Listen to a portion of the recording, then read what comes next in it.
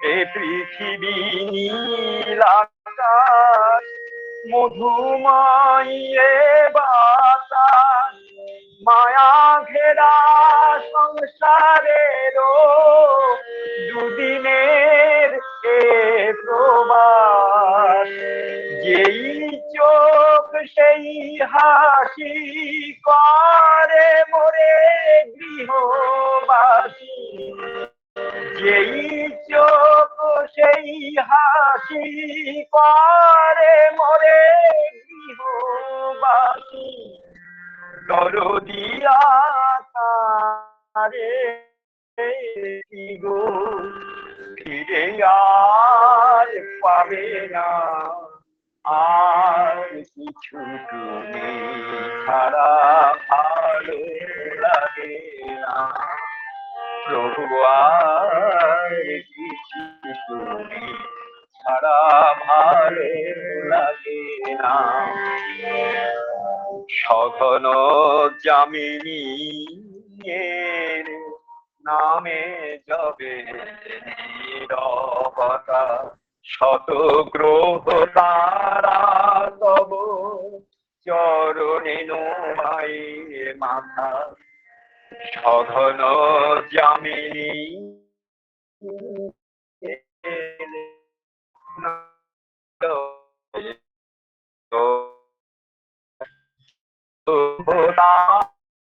চরণে নোয়াই মাথা। আমি শুধু একা বসে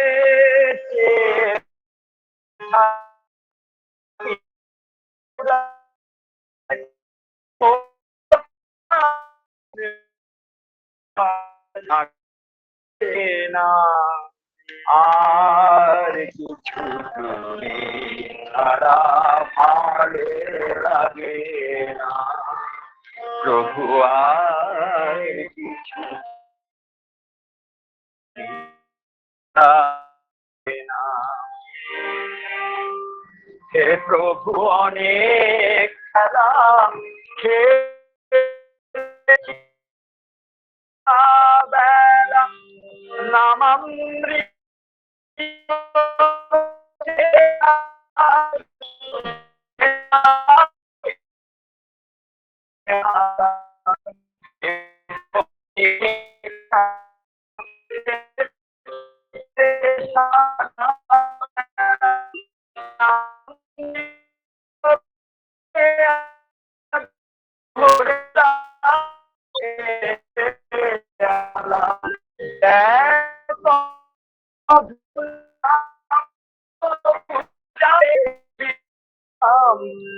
যেন পাব মধু নাম, কভু না জানে বিরাম।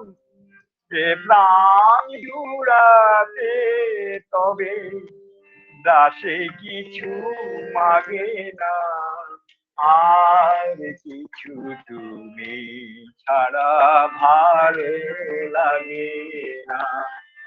অনেক দিয়েছ বীজ, আজ দাও নিরবধি, তবু গানে সে প্রাণে সুর লাগে না, আর কিছু তুমি ছাড়া ভালো লাগে না।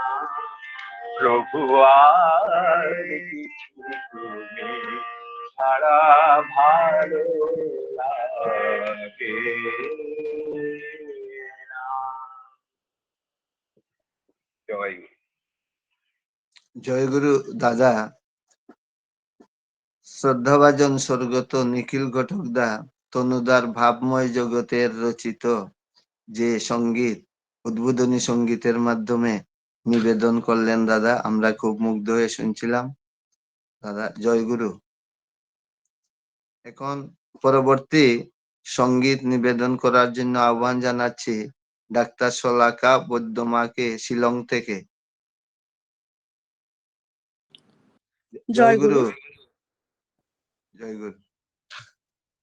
উপস্থিত সকলকে জানায় আমার আনন্দিত জয়গুরু। दयाल हो, दयाल हो, दयाल, दयाल हो, दयाल हो, दयाल, दयाल हो, दयाल हो, दयाल, दयाल हो, दयाल हो, दयाल, तुम हो मेरे स्वामी, ओ जगत के नामी, तेरे बिन अब क्या है जीना, वैसे मेरा तुम सहारा, दयाल हो, दयाल हो, दयाल, दयाल हो, दयाल हो, दयाल, सुख न मैं चाहूं, ऐ मेरे दाता, हृदय में जब तुम हो, दुख में सुख आता, सुख न मैं चाहूं, ऐ मेरे दाता, हृदय में जब तुम हो, दुख में सुख आता, तुम हो मेरे स्वामी, ओ जगत के नामी, तेरे बिन अब क्या है जीना, वैसे मेरा तुम सहारा, दयाल हो, दयाल हो, दयाल, दयाल हो, दयाल हो, दयाल, युग से युग तुम हो, ये परम पिता, तुम न मिलते तो कहाँ मैं खो जाता, युग से युग तुम हो, ऐ परम पिता, तुम ना मिलते तो कहाँ मैं खो जाता, तुम हो मेरे स्वामी, ओ जगत के नामी, तेरे बिन अब क्या है जीना, वैसे मेरा तुम सहारा, दयाल हो, दयाल हो, दयाल,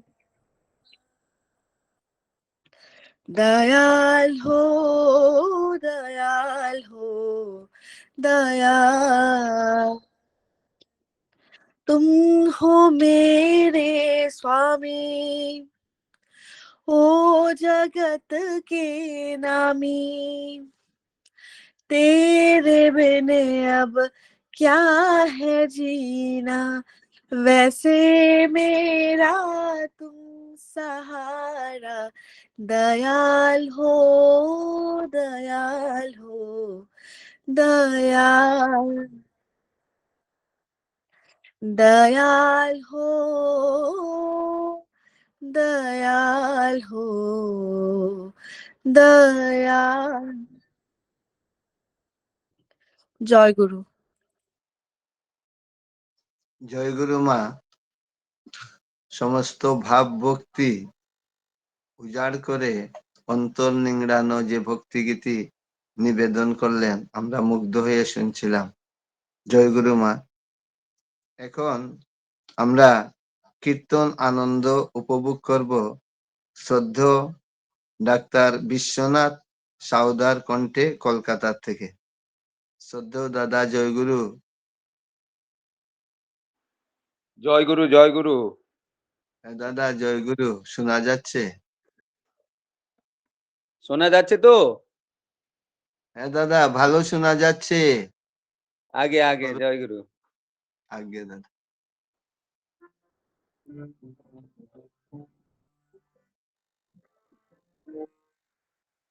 বদন ভরিয়া নাম নেয়া, দুবাহু তুলে আনা চোরে। বদন ভরিয়া গুরুর নাম নেয়া, দুবাহু তুলে আনা চোরে। তোর হোক না কেন পাষাণ হৃদয়, নামেতে যাইবে বলিয়া রে। বদন ভরিয়া গুরুর নাম নেয়া, দুবাহু তুলিয়া নাচরে।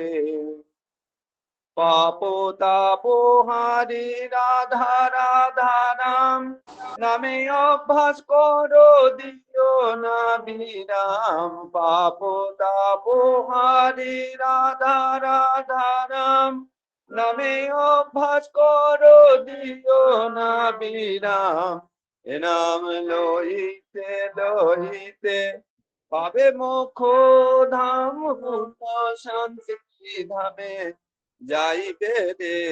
নাম লইতে লইতে পাবে মোক্ষ ধাম, পূর্ণ শান্তি ধামে যাইবে রে। নাম লইতে লইতে পাবে মোক্ষ ধাম, পূর্ণ শান্তি ধামে যাইবে রে। এই পূর্ণ শান্তি ধামে যাইবে রে, পূর্ণ শান্তি ধামে যাইবে রে। পূর্ণ শান্তি ধামে যাইবে রে, পূর্ণ শান্তি ধামে যাইবে রে। এই পূর্ণ শান্তি ধামে যাইবে রে, পূর্ণ শান্তি ধামে যাইবে রে। নাম লইতে লইতে পাবে মোক্ষ ধাম, পূর্ণ শান্তি ধামে যাইবে রে। নাম লইতে লইতে পাবে মোক্ষ ধাম, পূর্ণ শান্তি ধামে যাইবে রে। বদন ভরিয়া গুরুর নাম নেয়া, দুবাহু তোলে আনা জোরে।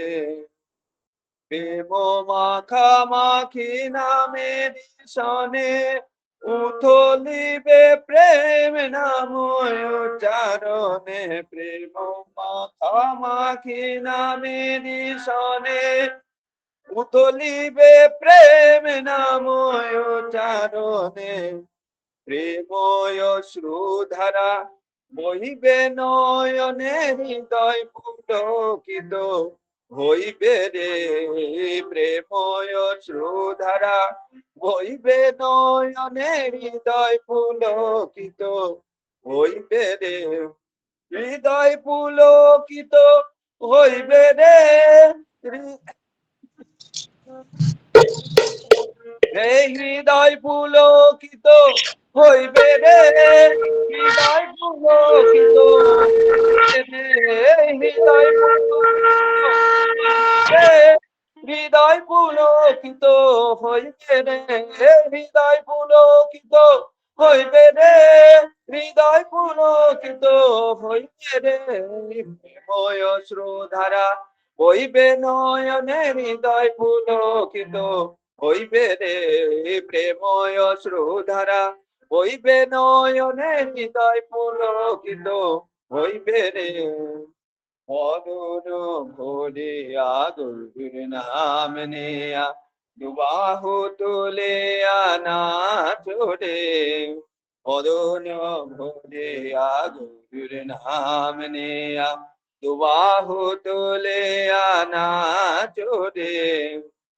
সৎসঙ্গ প্রেম করো অন্বেষণ, রাধা রাধা রাধা বলো অনুক্ষণ। সৎসঙ্গ প্রেম করো অন্বেষণ, রাধা রাধা রাধা জপ অনুক্ষণ।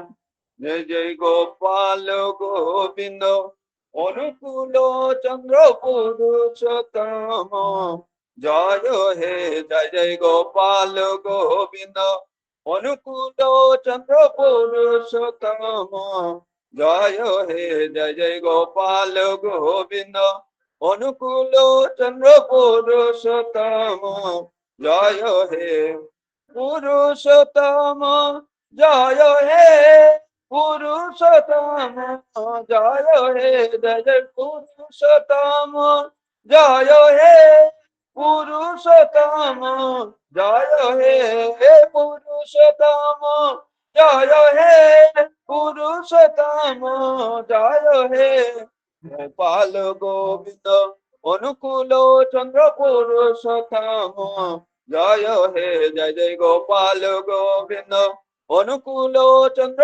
পুরুষোত্তম, জয় হে বদন ভরিয়া গুরুর নাম নিয়া দুবাহু তুলিয়া নাচো রে, বদন ভরিয়া গুরুর নাম নিয়া দুবাহু তুলিয়া নাচো রে। তোর হোক না কেন পাষাণ হৃদয় নামেতে যাইবে গলিয়া রে, তোর হোক না কেন পাষাণ হৃদয় নামেতে যাইবে গলিয়া রে, বদন ভরিয়া গুরুর নাম নিয়া দুবাহু তুলিয়া নাচো রে, বদন ভরিয়া গুরুর নাম নিয়া দুবাহু তুলিয়া নাচো রে। জয় গুরু দাদা। জয় গুরু দাদা। উদাত্ত কণ্ঠে নিবেদিত কীর্তন আনন্দে আমরা এতক্ষণ মাতোয়ারা হয়েছিলাম। এখন আমি ছড়ার গান পরিবেশন করার জন্য আহ্বান জানাচ্ছি শ্রদ্ধেয় ডক্টর সিদ্ধার্থ মন্ডল দাকে, শ্রী শ্রী ঠাকুরের অধৈর্য পাঞ্জাদারি কর্মী, উত্তর 24 পরগনা থেকে। দাদা দাদা জয়গুরু। দাদা দাদা জয়গুরু, শোনা যাচ্ছে? হ্যাঁ, শোনা দাদা যাচ্ছে। উনি উনি বাইরে একটু আছেন, আপনি আগে ইষ্ট প্রসঙ্গ দিয়ে দিন দাদাকে। উনি পেশেন্ট দেখতে গেছেন, আগে ওনাকে দিয়ে দিন, ইষ্ট প্রসঙ্গ আগে দিয়ে দিন। জয়গুরু।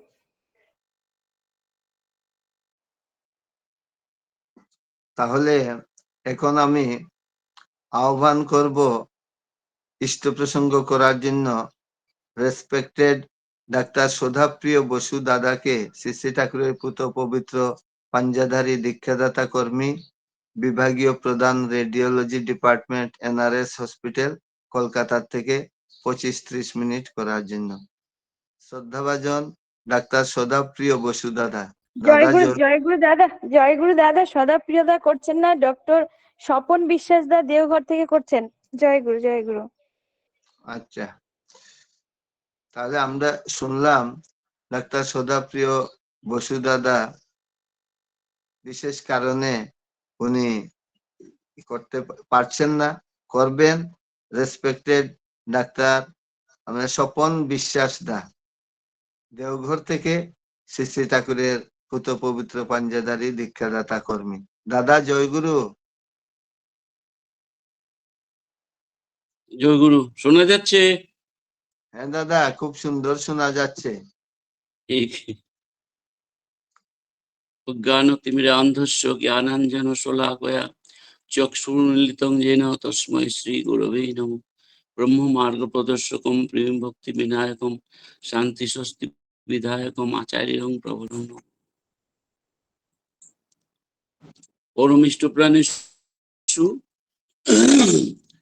দাদারা, ইষ্টপ্রাণা মা জননীরা, আমার বিশেষ শ্রদ্ধা ভাজন পরম দয়ালের পুত পাঞ্জাপ্রাপ্ত পরমবৃন্দ, আমার আদরের ভাই বোনেরা, আমার শ্রদ্ধেয় সঞ্চালক মহোদয়, আর যার আকুল আবেদনে আজকে আপনাদের সঙ্গে মিলিত হতে পেরেছি। এই সময় সংযুক্রমে পরম পূজনীয় আচার্যদেব বিশেষ কাজে একটু বাইরে গেছেন, আশ্রমের বাইরে, সেই জন্যই শুধু সুযোগ পেলাম আজকে আপনার সঙ্গে মিলিত হওয়ার। সেই শর্মিষ্ঠা মাকে আমার আন্তরিক রাও জয়গুরু জানাই। আপনাদের এই সাপ্তাহিক সিউড়ি সৎসঙ্গ কেন্দ্রে আয়োজিত এই সাপ্তাহিক বিশেষ সৎসঙ্গে সংযুক্ত হতে পেরে নিজে খুব ধন্য এবং আপ্লুত বোধ করছি। সে মনে পড়ছে এই যে অনলাইন সৎসঙ্গ, যেটার বীজ যুক্ত হয়েছিল সেই বিভীষিকাময় করোনা কালে, সেটা আজ মঙ্গলবাহী হয়ে সারা দুনিয়াতে ছড়িয়ে পড়েছে। এই করোনা কালে সৃষ্টি হওয়া সেই অনলাইন সৎসঙ্গের যে সূত্রপাত, সেটা চলে আছে। এটা একটা বিশেষ আনন্দদায়ী। হয়তো কাজকর্মে ব্যস্ত থাকায় আমরা সকাল বিকেল এতে সংযুক্ত হতে পারছি না, কিন্তু যখন পারি তখন সত্যি মনে হয় যে করোনা সমগ্র মানব জাতির কাছে অভিশাপ হতে পারে, কিন্তু আমাদের সৎসঙ্গীদের কাছে এটা বিশেষ আশীর্বাদ বলে পরিগণিত হয়েছে। কারণ করোনা কালে সৃষ্ট যে অনলাইন সৎসঙ্গ, সেটাও একটা সৎসঙ্গ উৎসবেরই, সৎসঙ্গ জমায়েতেরই একটা বিশেষ রূপ। আর এই সৎসঙ্গ নিয়ে পরম দয়াল বলেছেন যে সতে সংলগ্ন হয়ে তদ্গতি সম্পন্ন যারা, তারাই সৎসঙ্গী, আর তাদের মিলনস্থল হচ্ছে সৎসঙ্গ। সংলগ্ন হওয়া মানে সৎ মানে তো অস্তিত্ব, সবাই জানেন।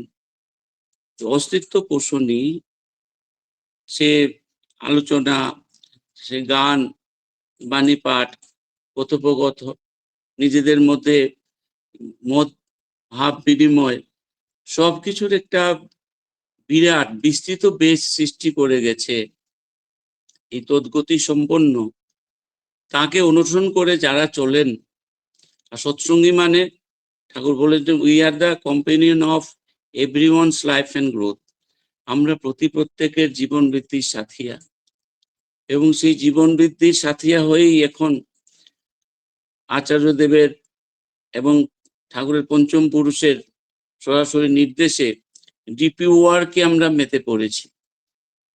তাই এই অনলাইন সৎসঙ্গ একটা বিস্তৃতভাবে ডিপি ওয়ার্কের প্রতি আমাদের উৎসাহ জাগাবে, আমাদের ইন্ধন জাগাবে সবসময়। এটারও একটা বিশেষ তাৎপর্য। সেই জন্য বলছিলাম যে করোনা অন্যদের জন্য অভিশাপ হতে পারে, সেই সময়ের সূত্রপাত হওয়া সেই অনলাইন সৎসঙ্গ যা চলে আছে, সেটা আমাদের জন্য একটা বিশেষ আশীর্বাদ। কারণ এই মিলনস্থলের যে বিস্তার, যে সৎসঙ্গের যে বিস্তার, সেটা করোনা কালের সুবাদে হাজারো গুণ হয়ে আছে। সেদিন নয় করোনা এলো গেল, এখনো আছে পৃথিবীতে, কখন যে মরণ কামড় দেবে ঠিক নেই। এছাড়াও তো বিভিন্ন বিভীষিকাময় ব্যাপার রয়েছে, যে পৃথিবীতে যে এসছিল মারণাত্মক টিবি রোগ, সিফিলিস রোগ, এইডস, হেপাটাইটিস, আরো কত কত রোগ। এটা বলার জন্য তো এই সৎসঙ্গ না, আমি এক্সাম্পল দিচ্ছি। তাছাড়া সেই আদি ভৌতিক শক্তিগুলো, সেই সুনামি দুর্নাম করে গেছে প্রাণঘাতী হয়ে। এই যে ভূমিকম্প হয়ে গেল তাইওয়ানে, আর সবচেয়ে বড় চারিদিকে যে যুদ্ধের দামামা, মানে বিশ্বযুদ্ধের দামামা বাড়ছে। ঠাকুর বলেছিলেন যে ধর্মের সবাই বাঁচে বাড়ে, সম্প্রদায়টা ধর্ম নারে। তো ঠাকুর ধর্মকে বাঁচা বাড়াকে ধর্ম বলেছেন, অস্তিত্ববাদকে ধর্ম বলেছেন, এক্সিস্টেন্সিয়ালিজমকে। সেই সম্প্রদায়কে তিনি মত বলেছেন। কিন্তু বাঁচা বাড়া তো সবার আকুতি, তাই সবাই ধার্মিক হতে পারে। আর সেই পথটা দেখানোর জন্য যুগে যুগে তিনি আসেন, এখনো এসছেন। কিন্তু কি দিয়ে ধর্ম হয় আর কি দিয়ে ধর্ম নয়, এটা তিনি পরিষ্কার করে বলেছিলেন। কেন বলেছিলেন এখন বোঝা যাচ্ছে। এখন সেই আর্মেনিয়া আজারবাইজানের মধ্যে যুদ্ধ, ইরাক ইরানের মধ্যে যুদ্ধ, ইসরায়েল আপনার হামাস গোষ্ঠী গাজা স্ট্রিপের সেই প্যালেস্টাইনিদের সঙ্গে যুদ্ধ, এখন ইরান আপনার ইসরায়েলের মধ্যে যুদ্ধ, তুর্কিও লাফিয়ে পড়েছে, রাশিয়া চীনও পিছন থেকে ইন্ধন দিচ্ছে, সে রাশিয়া ইউক্রেনের যুদ্ধ, সবকিছুর মূলে আমরা খুঁজে দেখবো সে সম্প্রদায়গত বিরোধটাই রয়েছে। অস্তিত্ব বিপন্ন কোথায়? এই সম্প্রদায়গত বিরোধ। সম্প্রদায়গত বিরোধ কখন এসছে? যখন ঋষিবাদের উপাসনা। ঠাকুর পই পই করে সব ধর্মের যে মূল কথা, জিস্ট, কন্ডেন্স মিল্ক, সেই সত্যানুসরণের প্রথমেই সেটা বলেছেন। তাই বলছিলাম যে ঠাকুর অস্তিত্ববাদের হোতা হিসেবে যুগ ধর্ম প্রচার করতে এসে আমাদের বাঁচাবার পথ দেখিয়েছেন, আর আমাদের বলে দিয়েছেন কিসে ধর্ম হয় আর কিসে ধর্ম হয় না। আর তাই আমরা অল্প অল্প শুনেছি বলেই করোনা কালেই হোক আর অন্যান্য বিধ্বস্তিমূলক সেই ধ্বংসমূলক শক্তিগুলোর সামনে পড়ে হোক, অন্যরা সবাই বিধ্বস্ত পৃথিবীর, আমরা কিন্তু আনন্দময় পুরুষকে নিয়ে আমরা আনন্দেই দিন যাপন করছি। কারণ তার দয়াতে আমরা শিখেছি যে one who can tune the environment in favor of his own existence is real man of fortune. আমরা ভাগ্যোদয় চাই, ভাগ্যবান হতে চাই। এই বাণীটার অর্থ হচ্ছে যারা পরিবেশকে নিজের ভাগ্যের ফেভারে সমন্বয় করতে পারে, নিয়ন্ত্রিত করতে পারে, ওরাই রিয়েলি ভাগ্যবান। পিরিয়ডেই হোক আর যে কোনো বিভীষিকার সামনে পড়ে হোক, আমাদের প্রত্যয় এবং আত্মবিশ্বাস কোনো চাইনি। কারণ আমরা জানি আমরা জীবদ্দশায় তার পায়ে আছি, আর যখন আমরা জীবদ্দশায় থাকবো না তখনও তার পায়েই থাকবো।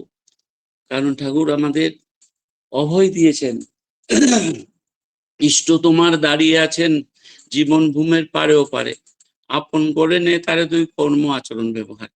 যে ঠাকুর গ্যারান্টি দিয়েছেন। তাই আমরা যে ঠাকুর আমার সঙ্গে এখনো আছেন, পরকালে থাকবেন, সব সময় থাকবেন, এখনো তার পায়ে আছি, যখন শরীর থাকবে না তখন তার পায়ে থাকবো, আমার অবস্থিতি সমান থাকবে, কিন্তু আমি নিষ্ঠা আনুগত্য কৃতি সম্বেগ নিয়ে তার পায়ে যেন লেগে থাকি। এবং সেটা আবার কন্ডিশনাল, শর্ত সাপেক্ষ। ইষ্ট তোমার দাঁড়িয়ে আছেন জীবন ভূমির পারে ও পারে, আপন করে নে তারে তুই বাক্য আচরণ ব্যবহারে। ইষ্টের পরম পিতার যে আচার আচরণ, তার দেখানো যে পথ, সেটা অবলম্বন করতে হবে। ঠাকুরকে পাওয়া মানে ঠাকুরের গুণাবলী আপ্ত করা, কন্ডিশনটাই হচ্ছে সেটা। তার দেখানো আচার আচরণে যদি আমরা অভ্যস্ত হই, তার দেখানো চাল চলনে যদি আমরা অভ্যস্ত হই, তবেই ঠাকুর আমার সঙ্গে আছেন। যুগপুরুষোত্তম যখনই পৃথিবীতে আসেন তিনি একটা সেরকম শর্ত দিয়েই থাকেন। যে রামায়ণে আপনারা দেখেন, রামায়ণে আপনারা দেখবেন যে সেই অশোক বনে চেরিদের দ্বারা সেই আবৃত, চেরিরা ঘিরে রেখেছে সীতামাকে, রাবণ চুরি করে অশোক বনে সীতামাকে রেখেছে। সেখানে ভক্তবীর হনুমান রামচন্দ্রের সংবাদ বাহক হয়ে সেখানে গেছেন, চর হয়ে গেছেন। সেখানে রামচন্দ্রের খবরাখবর দেবেন, সীতামার খবর নিয়ে আসবেন রামচন্দ্রের কাছে। যখন রামচন্দ্রের কাছে সীতামার কাছে রামচন্দ্রের দূত হয়ে ভক্তবীর হনুমান গেলেন, তখন তিনি যে রামচন্দ্রের লোক সেটা প্রমাণ করার জন্য রামচন্দ্রের সেই অঙ্গুরীও দেখালেন, আংটিটা দেখালেন, যে আমি প্রভুর খবর নিয়ে এসেছি, তিনি ভালো আছেন, আপনার মঙ্গল অমঙ্গল জানার জন্য আমাকে দূত হিসেবে পাঠিয়েছেন, চোর হিসেবে পাঠিয়েছেন। 99% বিশ্বাস করলেন ভক্তবীর হনুমানকে, 1% করলেন না। কেন করেননি? এটা বলছে সেই কন্ডিশনটা। যেহেতু সেই প্রভু রামচন্দ্রের সুখবর নিয়ে এসেছেন, তিনি মঙ্গলবার্তাবাহী হিসেবে এসেছেন, তাকে বরদান করলেন সীতামা। আপনারা জানেন কৃত্তিবাস রামায়ণে আছে যে স্বরূপেতে হও যদি শ্রীরামের চর, আমার বরেতে বাঁচা হইবে অমর। সেই খবর নিয়ে আসার জন্য 99% কনভিন্সড, 1% কন্ডিশনে রেখে দিলেন। শর্তটা কি? স্বরূপেতে হও যদি, স্বরূপেতে তুমি যদি শ্রীরামের চর হও, তোমার চাল চলন, তোমার চাউনি, তোমার শারীরিক ভাষা, তোমার জীবন জ্যোতি সেবা যদি তোমার প্রভুর মতো হয়, তুমি যদি সত্যিকারের রামচন্দ্রের হয়ে থাকো, আমার বড়িতে বাঁচা হইবে অমর। বীর ভক্ত হনুমান তাই ছিলেন বলেই আজ সবার হৃদয়ে তার স্থান। রামচন্দ্রের এতটা মন্দির নেই, রামচন্দ্র এতটা পূজিত নন, বীর হনুমানের যতটা মন্দির আছে তিনি যতটা পূজিত। তাই পুরুষোত্তম যখন আসেন সেই কন্ডিশন শর্ত দিয়ে দেন। তো ঠাকুরও আমাদের কন্ডিশন দিয়ে দিয়েছেন, ইষ্ট তোমার দাঁড়িয়ে আছেন জীবন ভূমির পারে ওপারে, আপন করে নেতারে তুই কর্ম আচার ব্যবহারে। ঠাকুরের দেখানো সেই কর্ম আচরণ ব্যবহার আচার্যদের পরম্পরায় যা বাহিত, তাতে যদি আমরা নিজেদের আপ্ত করি, আমরা যদি অভ্যস্ত হই সেই চলনায়, তবেই আমাদের সঙ্গে ঠাকুর সব সময় আছেন। আর ঠাকুর সর্বজ্ঞ, সর্বশক্তিমান, সর্বকটি বিরাজমান সব সময়। তার যে শক্তিমান কেউ কখনো ছিল না, নেই, থাকবেও না। তিনি যদি আমাদের সঙ্গে আছেন, তাহলে আমাদের আত্মপ্রত্যয়, আত্মবিশ্বাসে কখনো চির ধরবে না। আমাদের নিরাপত্তা বোধ তাই করোনা কালেরও বেড়েছে, বেড়েই চলেছে। এখন আমাদের জীবন মৃত্যু পায়ের ভৃত্য, চিত্ত ভাবনাহীন, কারণ তার পায়েই আছি, থাকবো ইহকাল পরকাল। কারণ তিনিই বলেছেন যে দুঃখ কষ্ট যতই আসুক ঊর্ধ্বে রেখো মন, বাঁচার বাড়া পুণ্য নেই যেন অনুক্ষণ। এই কথাটা তিনি পোস্ট কার্ডে এই বাণীটা দিয়েছিলেন ঠাকুর। ডাক্তার গোকুল মন্ডল ঠাকুর যখন এখানে আছেন দেওঘরে, এবং কোনো কাজে তিনি সেই দুমকা ঠাকুর বাড়িতে তিনি সেই সময় অবস্থানরত, সেই সময় সেই বাংলাদেশ থেকে সেই চিঠি এসেছিল ডাক্তার গোকুল মন্ডলের, যে আমি মৃত্যুশয্যায় দিন গুনছি, আমি শারীরিকভাবে একেবারে বিধ্বস্ত, ওঠা নামা চলা একেবারে বন্ধ হয়ে গেছে, আমি এরকম অবস্থায়, এরকম দীর্ণ অবস্থায় আমি থাকতে চাই না, যে আমাকে ঠাকুর মুক্তি দিন। ঠাকুর সেই পত্রের উত্তরে লিখেছিলেন সেই বাণী, সেই পত্র সাহিত্য, সেটা অভিজ্ঞান হয়ে রয়েছে যে দুঃখ কষ্ট যতই আসুক ঊর্ধ্বে রেখো মন, বাঁচার বাড়া পুণ্য নেই যেন অনুক্ষণ। আর আমরা তো সবসময় বলে থাকি, আউড়ে থাকি সবাই, যতই আসুক আপদ বিপদ, যেমনি হোক প্রাণ, ইষ্টভীতি আনেই আনে সবার পরিত্রাণ। এরকম একটা অভয় সূত্র পৃথিবীর 800 কোটি লোকের মধ্যে শুধু মুষ্টিমেয় আমাদের কাছেই শুধু রয়েছে। এইসব হচ্ছে যে পরম দয়াল, দয় মানে রক্ষা করার জন্য তার নির্মল চৈতন্য ধারা অজস্র অবিরল ভাবে আমাদের উপর বর্ষণ করছেন। এটা নিরাপত্তার বেষ্টনী হয়ে দাঁড়িয়ে আছেন। যমমুখ ফিরে চলে যাচ্ছে আমরা সেটা অনুভব করতে পারি, সব সময় অনুভব করতে পারি এই জন্য যে সদ্দীক্ষার মাধ্যমে আমরা তার সঙ্গে যুক্ত। সদ্দীক্ষার মাধ্যমে ঠাকুর দয়া করে কি বললেন, সদ্দীক্ষা তুই এক্ষুনি নেই ইষ্টেতে রাখ সম্প্রীতি, মরণ তরণ এ নাম জপে কাটেল অকাল জম্ভিতি। এই যে সদ্গুরুর কাছে যে সদ্দীক্ষা গ্রহণ, সৎনাম মনন, আমার উন্নয়নের জন্য ভাবতে হবে না, এরকম গ্যারান্টি পৃথিবীর ইতিহাসে এরকম নিশ্চয়তা কেউ কখনো দেননি যা ঠাকুর আমাদের দিয়েছেন, যে মরণ তরণ এ নাম জপে কাটে অকাল জম্ভিতি। এই সৎনাম, এই বীজ নাম, এই সৎপন্ত্র জপ করলে মরণের হাত থেকে আমরা সবসময় তরে যাই, এরকম গ্যারান্টি পৃথিবীতে কেউ দেয়নি। আর সেই বীজ মন্ত্র জপ করা কখন থেকে শুরু হয়, সংযুক্তি থেকে। কারণ সংযুক্তি না হলে তার যে কি আমার প্রতি কি ইশারা আছে, ইঙ্গিত আছে, কিভাবে আমি চলবো, সেই বুদ্ধি আমার কাছে আসবে না। নাস্তির বুদ্ধি অযুক্তস্ব নাচ অযুক্তস্ব ভাবনা। ঠাকুর যখন শ্রীকৃষ্ণ হয়ে এসেছিলেন গীতার মাধ্যমে সেটা বলেছেন, যে অযুক্ত হলে তার বুদ্ধি মাথায় যোগাবে না, সে নিজেকে বাঁচাবে কি করে, তার অস্তিত্ব বজায় রাখবে কি করে, পরিবেশে তার ইমপ্রেশন কি করে হবে, সে নিজেকে বিস্তৃত করবে কিভাবে, যত সময় আমার প্রতি সংযুক্ত সে না হয়। এটা তিনি তো আসেনি যুগে যুগে, শ্রীহরি মৎস্যকুর্ম কল্যাণ সিংহ বামন স্বরূপ কত মন্ত্র আপনারাও জানেন। সে মাছ হয়ে এসছেন, সে কচ্ছপ হয়ে এসছেন, সে শুকর হয়ে এসছেন, সে নৃসিংহ হয়ে এসছেন, রামচন্দ্র হয়ে এসছেন, কৃষ্ণ হয়ে এসছেন, গৌরাঙ্গ মহাপ্রভু রামকৃষ্ণদেব হয়ে ঠাকুরই এসছেন বারবার। আর সেই যুগোপযোগী শক্তিমান নাম তিনি দিয়েছেন। আর চরম শক্তিমান নাম এখন নিয়ে এসছেন। তো তখনও লোক তার সঙ্গে শ্রীহরি হরিবোল হরিবোল মরার পরে এখন এই কীর্তনের পরে এই দীপঙ্কর ভাই হরিবোল হরিবোল লিখেছিলেন। এখনো সেই লক্ষ যুগে আগে প্রচারিত সেই সৎনাম হরি হরি বলে মরার সময় তো হরিবোল বলেই সবে বিদায় হই আমরা। শ্রীরাম সিয়ারাম জয়রাম তো চলছেই চারিদিকে, হরে কৃষ্ণ চলছেই, সেই প্রচারিত শ্রী চৈতন্য দেবের রাধা নাম তো চলছেই। সেই যে নামের ধ্বনি শুনে ঘুচে গেল জীবনেরই ভুল, বিশ্বজুড়ে উঠলো এবার রাধা রাধা বল। এই যে ব্যাপার, যে মানুষের যে ঘোর কেটে যায়, মানুষের বোধ জেগে উঠে, কারণ সব সময় তার ইচ্ছাটাতে তার ইঙ্গিতে লোক চলতে শুরু করে, তার আচার আচরণে অভ্যস্ত হয়, পরিবেশের উপর তার একটা পরিবেশ তার আয়ত্তে আসে, সে বাঁচা বাড়ার পথ খুঁজে পায়, বিস্তৃত সমৃদ্ধ হতে পারে। কিন্তু সেই যুক্ত হওয়াটা মানুষকে বোঝাতে হবে যে আমাদের জীবনটা একটা তো হোলিস্টিক, মানে সর্বাত্মক একটা জীবন, শরীর মন সত্তা নিয়ে আমরা গঠিত। এই তিনটে মিলে আমাদের অস্তিত্ব। এই তিনটে হচ্ছে একটা মোবাইল সেটের মতো।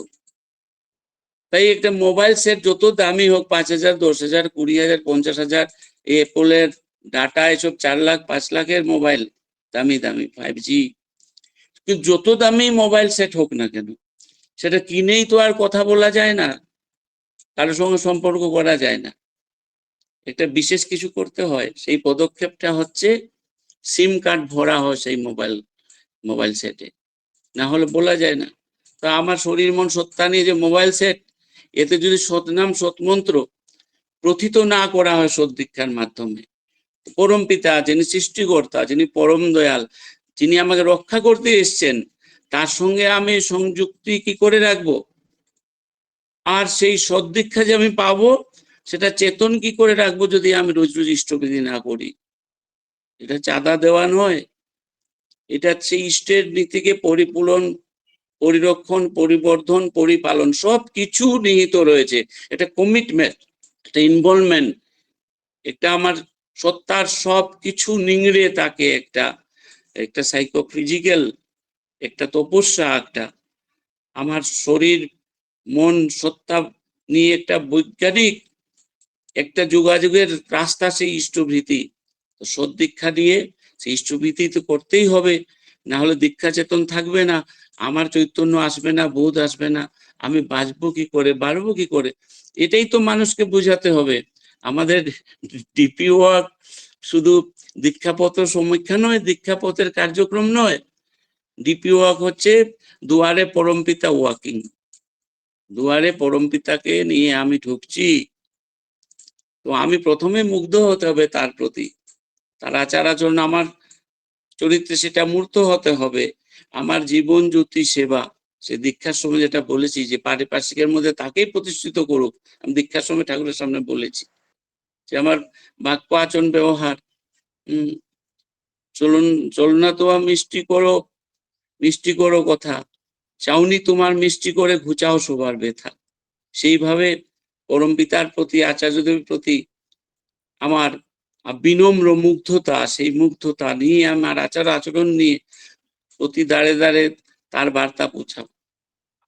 প্রতি দাঁড়ে দাঁড়ে যেচে কেঁদে হেসে ডুবাও সবারে নামামৃত রসে, ছুটে যাক সবে নিত্যানন্দ ধামে, যেন গো নামেতে ডুবিয়া রয়। সেটা করতে হলে আমি প্রথম তাকে মুগ্ধ করতে হলে সত্যানুসরণে বলছেন নিজে মুগ্ধ হতে হবে। সেই জন্যই তো কালচার চাই আমার, তবেই লোককে বুঝাতে পারছো যে পরম তরণ হওয়াই সদ্দীক্ষা। এটা যদি নিয়ে না থাকো নাও, নিয়ে যদি ঠিকঠাক এলোমেলো চলছো না ভাই, চলো, এটা শুধু তোমার স্বার্থ না, এটা আমারও স্বার্থ যে তুমি ভালো থাকো। যে অজস্র কাহিনী সে তো রয়েছে আমাদের সামনে, যে তার সঙ্গে যুক্ত থাকলে ঠিক সময় ইশারা ইঙ্গিত পাওয়া যায় কিভাবে আমরা মরণ থেকে তরে যাই, বাঁচতে পারি, বিপদ থেকে বাঁচতে পারি। মনে পড়ছে কিউল অ্যাক্সিডেন্টের কথা, 50-এর দশকে কিউল, সেই বিহারের কিউল, সেখানে একটা বিরাট ট্রেন অ্যাক্সিডেন্ট হয়। আসলে সরকারিভাবে কয়েকশো মরেছে দেখিয়েছেন, লোকে মরেছিল হাজার হাজার, সম্পূর্ণ ট্রেনটাই উল্টে গেছিল সে লাইনচ্যুত হয়ে। সেই সময় যে সিঁড়িতে অনেক গুরু ভাই গেছিল, বাড়ি যাবে সে কিউল স্টেশন হয়ে, তার মধ্যে একাংশ যেন কি যেন একটা বার্তা পায় এবং নেমে পড়ে। ওরা ওই ট্রেনে যায়নি, কোনো কারণ নাই, কি যেন একটা ইশারা ওরা পেয়েছে। আর বাকিরা যারা নয়, সব দীক্ষা যারা নেইনি, ওরা তো গেছে এবং অ্যাক্সিডেন্টে ওনাকে মারা গেছে। তার পরপরই একটা দল এসে ঠাকুরকে বলেছিল, তার মধ্যে গুরু ভাইরাও ছিল যারা বেঁচে ছিল, যারা বললো, ঠাকুর আমরা তো আপনার দয়ায় রক্ষা পেয়ে গেছি, সেটা সত্যম পেয়েছিলাম, আপনাকে ধরেছিলাম, কিন্তু অনেক লোক ঠাকুর সবাই তো আপনার সৃষ্টি, তারা নিজেদের রক্ষা করতে পারলো না কেন? ঠাকুর একটু স্মিত হাস্যে বললেন, আশেপাশে থাকতে হয়। মানে হচ্ছে ঠাকুর বললেন যে একটা যদি রেডিও, তখন রেডিওর কথাই ছিল, টিভির কথা ছিল না, একটা রেডিও যদি তুমি তোমার কাছে থাকে, সেটা বিশেষ মিটারে যদি সেটাকে ফিক্স না করো, তো যতগুলো স্টেশন থেকে যত রকম ভালো মন্দ অনুষ্ঠান সেটা সম্প্রসারিত হচ্ছে, তুমি তো শুনতে পাবে না, টিউনিং করা না থাকলে শুনতে পাবে না কি প্রচার হচ্ছে। তাই পরম পিতার যে দয়ার বার্তা, পরম দয়ালের সেই রক্ষার বার্তা সবসময় ছড়িয়ে থাকে সব দিকে, কিন্তু তার সঙ্গে টিউন হয়ে থাকতে হয়। আর তার সেই মঙ্গল বার্তা কখন শুনতে পাবো? যখন তার সঙ্গে আমার সংযুক্তি থাকবে। তিনি বুঝিয়ে দিলেন যে এই যে সৎনাম সৎমন্ত্রের মাধ্যমে যদি সংযুক্তি থাকে, তাহলে আমরা সেই বিপদের ইশারা আমরা পেয়ে থাকি, আমরা নিরাপত্তার দিকে চলে যাই তখন নিজেকে সরিয়ে দিয়ে। সে কিউল অ্যাক্সিডেন্টের কথা, পুলাবামা, সেই মনে হচ্ছে সেই জম্মু কাশ্মীরের কথা আপনারা জানেন, 2-3 বছর আগের কথা, যে সিআরপির বাস উড়িয়ে দেয় আতঙ্কবাদীরা, 2-3টে বাস উড়িয়ে দেয়, সব সিআরপিএফ মারা যায়। একজন গুরু ভাই ছিল, সে কিন্তু বেঁচেছে, আপনারা জানেন সে কথা। সে বাঁচলো কি করে? সেই ঠাকুর বাড়ি এসেছিল, বললো আমি যেখানে যাই, যুদ্ধক্ষেত্রে যাই, ডিউটিতে যাই, যেখানে যাই, ইষ্টবিধিটা আমি যে কোনো ভাবে আমি ভুল করি না। ইষ্টবিধি নিবেদন করার সময় সৎমন্ত্র একটু আওড়েও নেয়, আর তাকে রক্ষা করলো সেই সৎনাম সৎমন্ত্র, এবং এই ইষ্টবৃত্তি মহাযজ্ঞ তাকে রক্ষা করলো। আপনারা বাংলাদেশ মুক্তিযুদ্ধের কথা জানেন, খান সেনারা যাতে গুলি খরচ কম হয়, সেজন্য এক লাইনে দাঁড়িয়ে 50 জন 100 জনকে একসাথে একটা গুলিতে বিদ্ধ করে মারতো। সেই রকম লাইন করে দাঁড় করেছিল অনেককে, তার মধ্যে একজন প্রৌঢ় গুরু ভাইও দাঁড়িয়েছিলেন। সে বন্দুকের ট্রিগার টেপার আগেই কে যেন তার কানে বলল, তুই এখনই মৃতদেহের ভান করে পড়ে যা, দুম করে। গুরু ভাইটি 7-5 না ভেবে সে দুম করে পড়ে গেল, সে গুলিবিদ্ধ করে দিল আর সবাইকে, সে কিন্তু পড়ে থাকলো। ওই খানসেনারা ভাবলো সে মরে পড়ে আছে, ছেড়ে চলে গেল। সেই অবস্থা থেকে উঠে সে এই পারে এসে ভারতে চলে এলো। আমরাও সেই সৎনামের মহিমা জানতে পেলাম। তো আমরা এই সৎনামের এই প্রচন্ড শক্তির কথা হাজারো ক্ষেত্রে শুনেছি, মরণ তরণের কথাও হাজারো গুরু ভাইয়ের মুখে শুনেছি, তার অজস্র দয়ার কথা আমরা জানি। নিত্য নিত্য যে আমরা সম্পৃক্ত হই, সেটা আমরা বুকে হাত দিয়ে কোনো গুরু ভাই বলতে পারবেন না যে ঠাকুরকে ধরে সে দয়া লাভ করেনি। কিন্তু তার সাথে সম্পর্ক রক্ষা করতে যে জীবন চলনা, যে যে কথাবার্তার ভাব চাউনি, মানুষের সঙ্গে আচরণ, পরিবেশের সঙ্গে যে সম্পর্ক আমাদের রাখতে হবে, সেটা আমরা ঠিক ঠিক চাষ করছি কি আমাদের প্রশ্ন করতে হবে। আমরা নিত্য নিত্য সম্পৃক্ত হচ্ছে কি ঠাকুর যেভাবে চান, ঠাকুর যেভাবে তৃপ্ত হতে চান সেইভাবে আমরা চলি কি? আমরা তার ভালোবাসার ডোরে থাকতে চাই কি? তাকে যদি ভালোবাসি, তার ভালোতে তো বাস করতে হবে। কি করলে উনি তৃপ্ত হন, উনি নন্দিত হন, সেইভাবে আমাদের চলতে হবে। সেজন্য আমাদের চরিত্রে দরকার বিশেষ করে স্বচ্ছতার চাষ, মানে আমরা যেন কপটতা দূর করেছি। দেখবেন ঠাকুর সত্যানুসরণে পরিষ্কার করে বলে দিয়েছে, যদি সাধনের উন্নতি করতে চাও তো কপটতা ত্যাগ করো, আর কিছু বলেননি। ঠাকুর আলোচনাকালে ঠাকুর বাংলায় বসে ভক্তদের জিজ্ঞেস করছিলেন যে একটা গুণ মানুষের বলো তো দেখি, যে যেটা থাকলে সবকিছু ঠিকঠাক থাকে। তো সবাই বললো, কেউ বললো ইষ্টের প্রতি ভালোবাসা, কেউ বললো সদ্ব্যবহার, কেউ বললো সেবা, সে মানুষের প্রেম, কেউ বললো প্রীতি, সে সে যে যার মতো বলে গেল মানুষের গুণগুলো, এই একটা থাকলে ভালো হয়।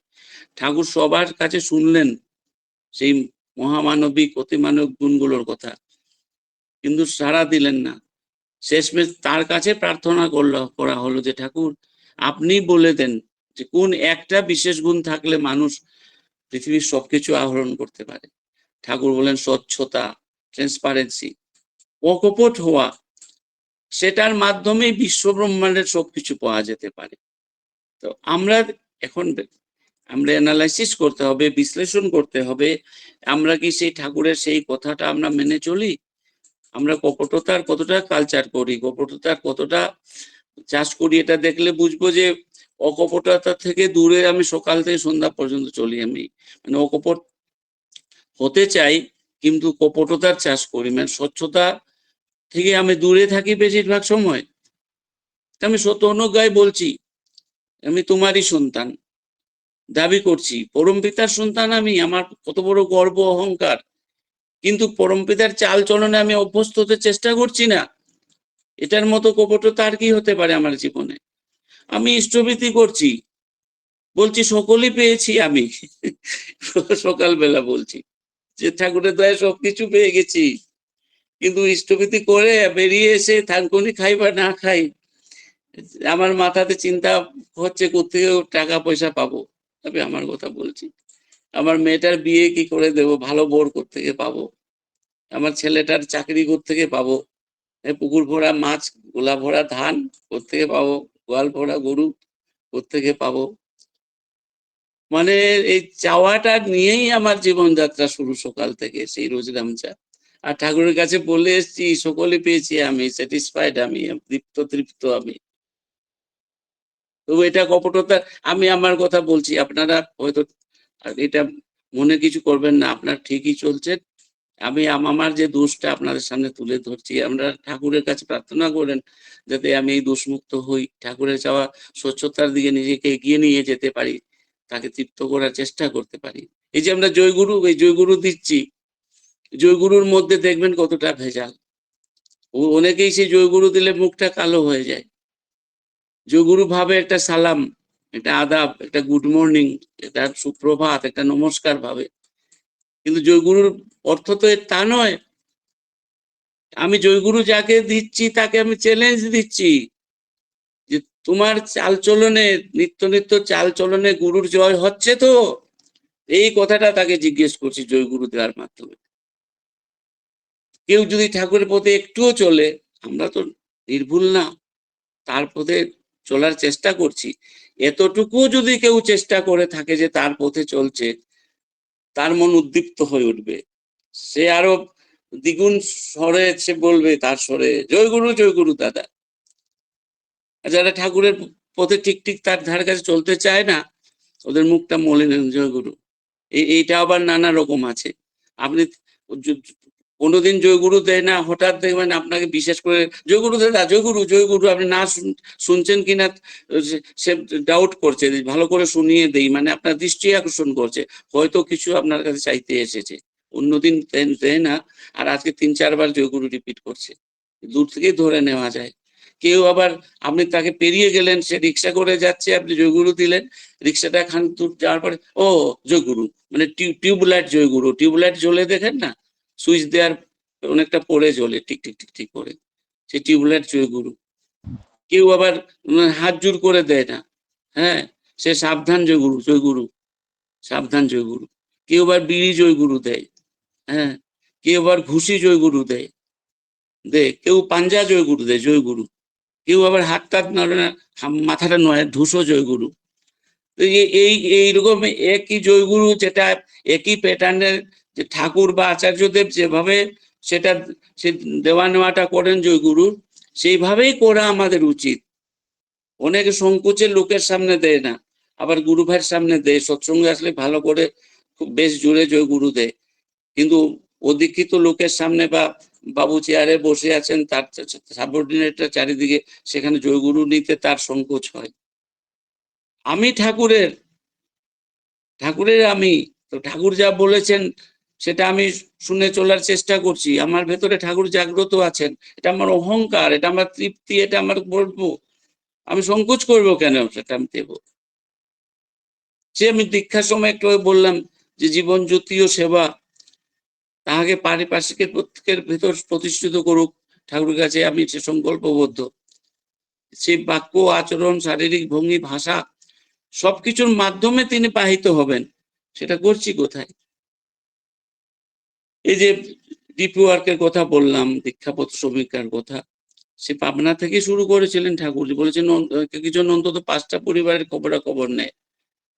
সেই দীক্ষার সময়ে আমি সংকল্প করেছি, আমি আরো সংকল্প করতেছি যে বুদ্ধ হইতে ইষ্টভাদার আপদে বিপদে যথাসাধ্য অর্থ বাক ও বাস্তব কর্মে সাহায্য করিয়া তাদের আপদ মুক্তির জন্য প্রতিশ্রুতিবদ্ধ হইলাম। তো সেইটুকু চেষ্টা তো আমরা করে যাব। তাই দাদা ও মায়েরা, সময় আর নেই। এই ছোট ছোট ব্যাপারগুলো থেকে আমার বেরিয়ে আসার চেষ্টা করতে হবে। সেই জন্য চাই আমাদের প্রজ্ঞাবোধ বাড়ানো, যে আচার্য সঙ্গ করা, ঠাকুরের বইপত্র পড়া, সৎসঙ্গে যাওয়া, ডিপি ওয়ার্কের সঙ্গে সংযুক্ত হওয়া, আর যতটুকু পারা নিজেকে বিশ্লেষণ করে নিজের অহংকে একটু একটু একটু আস্তে আস্তে পাতলা করে, হ্যাঁ, হচ্ছে থেকে বেরিয়ে আসতে হবে, তাকে অনুভব করতে হবে, তাকে আপ্ত করতে হবে জীবনে। আমরা অনন্তকে পেতে চাই, কিন্তু ভ্রান্তিতে চললে অনন্ত আমাদের লাভ হয় না। অনন্তের উৎস যিনি, to ignore the source is to be deprived of resources. আমরা অনন্ত সমৃদ্ধি চাই, কিন্তু উৎসকে যদি আমরা অবজ্ঞা করি তাহলে আমরা অনন্ত সমৃদ্ধি লাভ করতে পারি না। ভ্রান্তি এলো সেই, উৎস বিমুখ চলন বলন বসলো পেয়ে যাই। আমাদের চালচলন যখন উৎস বিমুখ হবে, তার থেকে দূরে আমরা সরে যাব, তখনই আমাদের জীবনে ভ্রান্তি আসবে। আপাত দৃষ্টিতে আমাদের ধনধান্য সমৃদ্ধি, এই বস্তুগত সমৃদ্ধি থাকতে পারে, ভেতরের আমরা শান্তি লাভ করবো না। আমরা শান্তি লাভ করতে চাই জীবনে। বলা আছে সে জেসাসের সময়, ঈশ্বর মানুষকে সবকিছু দিয়েছেন কিন্তু শান্তিটা দেননি, শান্তিটা নিজের কাছে রেখেছেন। কারণ শান্তিটাও দিয়ে দিলে মানুষ তার সঙ্গে সংযুক্ত হবে না। আমরা শান্তি পেতে চাই। এই সিউড়ি বাজারে, কলকাতা বাজারে, মুম্বাই বাজারে শান্তি কি 2 কেজি 4 কেজি 10 কেজি 5 কুইন্টাল করে বিক্রি হয়? শান্তি মানে শান্ত লোক যা বজায় রাখে, শান্ত লোক যা কায়েম করে চারিদিকে, পরিবেশের শান্ত লোক যা বজায় করে রাখে তার আচরণ দিয়ে। তাহলে শান্তি পেতে হলে আমাদের শান্ত হতে হবে। শান্ত হতে হলে সন্ত সদ্গুরুর সন্নিধানে যে তার বলা মতো চলতে হবে। আমাদের মহাভাগ্য যে তার চালচলনটা কি, তার রূপরেখাটা কি, সেটা আমাদের অহরহ জানানোর জন্য অভূতপূর্ব ভাবে আচার্য পরম্পরা, আচার্য ধারা, আচার্য স্রোত প্রবাহিত করে রেখে গেছেন ঠাকুর, যেটা পৃথিবীর ইতিহাসে কোনো পুরুষোত্তম যোগবেত্তা পুরুষ কেউ কখনো করেনি। তাই তার তীর্থস্থানে এসে তার সঙ্গ করা, আর বাকি আরো যা যা কিছু আছে, যা দিয়ে আমরা তার সঙ্গে সংযুক্ত থাকতে পারি, সেটা চেষ্টা করে থাকবো। যে সদ্গুরুর সন্নিধানে আমরা যেন থাকি, তার নির্মল চৈতন্য ধারা সব সময় আমাদের উপর বর্ষিত হয়, আমরা রক্ষা পাই আপদ বিপদ থেকে, আমরা সুখ শান্তি আনন্দের অধিকারী হয়ে উঠি। এই বলে সবার সুস্থ স্বস্থ আনন্দময় ইষ্টময় দীর্ঘ জীবন প্রার্থনা করে আমার বক্তব্য শেষ করলাম। জয় গুরু।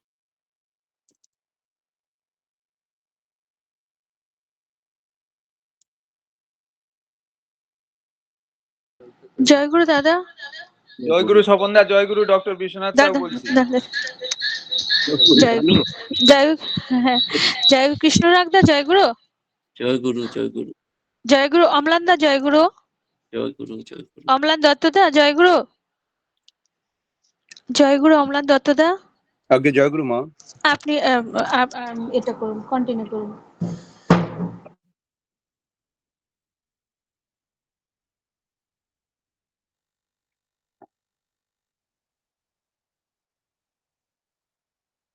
আমরা এতক্ষণ ধরে বীরভূম শিউরি ঠাকুর বাড়ির বিশেষ সাপ্তাহিক সৎসঙ্গে ইষ্ট প্রসঙ্গ শুনছিলাম। ইষ্ট প্রসঙ্গ করছিলেন শ্রদ্ধেয় ডাক্তার স্বপন কুমার বিশ্বাস দাদা, পূর্ণভূমি দেওঘর থেকে। তিনি ছোট ছোট বাণীর মধ্যে দিয়ে ইষ্টকে বিতরণ করলেন আমাদের প্রতি প্রত্যেকের মাঝে। এবং আমি বহু নামের বহু কথা জানতে পারি, কিন্তু সেটি যদি অ্যাটাচমেন্ট না থাকে, ওই সংযুক্তি যদি না থাকে, তাহলে আমার সেই নামগুলো ওই পূর্ণতার দিকে যাবে না। এবং একদম শেষে এসে ওই আচার্য পরম্পরায় আনতি, নিষ্ঠা, প্রীতি, সম্বেগ এগুলো যদি আমাদের থাকে, সেই কথাটি দিয়ে তিনি শেষ করলেন। প্রতি প্রত্যেকের মধ্যে তার আজকের ইষ্ট প্রসঙ্গ আরো থেকে আরো সমৃদ্ধ হোক, এবং সেই সমৃদ্ধতার কৃতি অনুকরণ নিয়ে প্রত্যেকে শ্রদ্ধেয় ডাক্তার স্বপন কুমার বিশ্বাস দাদার জন্য প্রিয় পরমের রাতুল চরণে প্রণাম রাখছি। তিনি সুস্থ স্বাস্থ্য দীর্ঘ হয়ে থাকুক, এবং আজকের এই সুযোগটুকু তিনি পেয়ে আমাদের কাছে ইষ্ট বিতরণ করলেন, এই সুযোগটুকুর জন্য প্রিয় পরমের রাতুল চরণে আবার প্রণাম রাখছি। ইষ্ট দাদা মায়ের সৎসঙ্গে এই পর্যায়ে দাদা এরপর ছড়ার গানটা দিয়ে দেবেন, ছড়ার গানটা দিয়ে দেবেন। আগে আমরা কীর্তন পরবর্তী ছড়ার গান রেখে এসেছিলাম, সেই ছড়ার গান এবারে আমরা শুনবো, এবং আজকে ছড়ার গান পরিবেশন করবেন শ্রদ্ধেয় ডাক্তার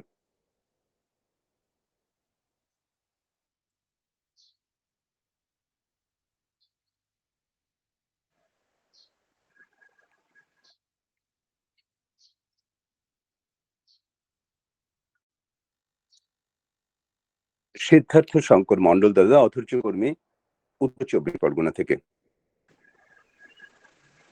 জয়গুরু দাদা। আগে জয়গুরু দাদা, জয়গুরু দাদা। শোনা যাচ্ছে তো ভালো? আগে আগে দাদা শোনা যাচ্ছে। দাদার নয়েজ ক্যান্সেলেশনটা করা আছে তো, তাই না? আগে আগে আগে দাদা শুরু করুন। ঠিক আছে। পরম দয়ালের শ্রীচরণে প্রণাম জানিয়ে উপস্থিত সঞ্চালক মহাশয়, শ্রদ্ধা অমলান্দা এবং তৎসহ ঠাকুরের আদরের পুত্র পবিত্র পাঞ্জাধারী কর্মীবৃন্দ এবং সুধী সজ্জন সমাগত ভক্তমন্ডলী, শ্রদ্ধা দাদা এবং মায়েরা, প্রত্যেকে যথাযোগ্য স্থানে আমার প্রণাম, জয়গুরু ও ভালোবাসা জানিয়ে, এবং যার আহ্বানে এখানে একটু পরম দয়ালের একটু ছড়ার গান করার সুযোগ পেলাম, সেই শর্মিষ্ঠা সাহু মাকে আমি আমার অন্তরের আনন্দ জয়গুরু শ্রদ্ধা জ্ঞাপন করছি। আমি ছড়ার গান পরিবেশন করার চেষ্টা করছি, ভুল ত্রুটি হলে মার জন্য।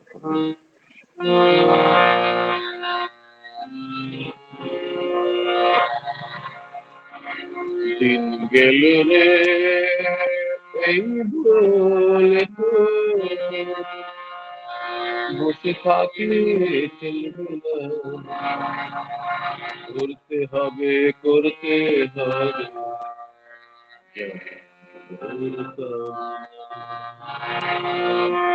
দিন গেল রে এই বলে তো বসে থাকলে চলবে না, করতে হবে করতে হবে যেমন দিন গেল রে এই বলে তো।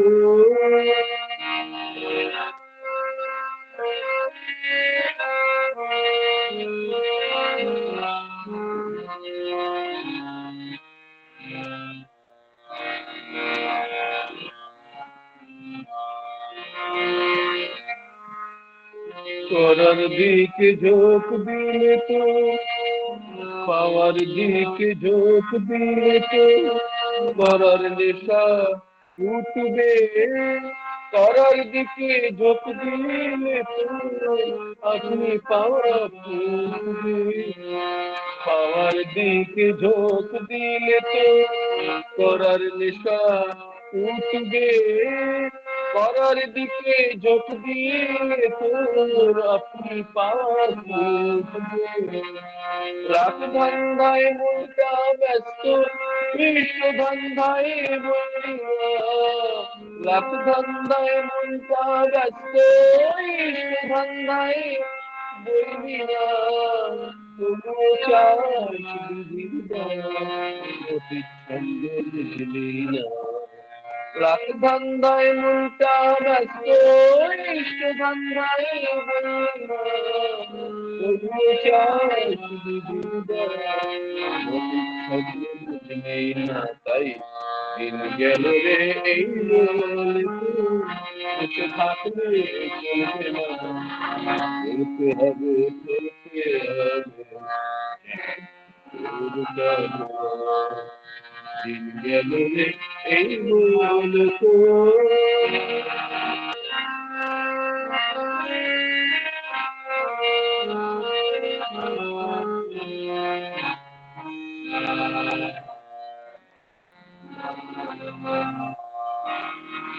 যা ইচ্ছা তাই করবে তুমি, তা কিন্তু চলবে না, ভালো ছাড়া মন্দ করলে পরিস্থিতি ছাড়বে না। যা ইচ্ছা তাই করবে তুমি, তা কিন্তু চলবে না, ভালো ছাড়া মন্দ করলে পরিস্থিতি ছাড়বে না। বাবার ধ্যান তুই যতই করিস, করার তপ্তি বাদ দিয়ে, পাওয়ার আশা বন্ধা ততই নাকাল হবি খেদিয়ে। পাওয়ার ধ্যান তুই যতই করিস, করার তপ্তি বাদ দিয়ে, পাওয়ার আশা বন্ধা ততই নাকাল হবি খেদিয়ে। ভালোবাসিস অনেক বলিস, নির্দেশ মেনেই চলিস না, ভালোবাসিস অনেক বলিস, নির্দেশ মেনেই চলিস না, ঠিকই জানিস ওকে স্বার্থ ছাড়া।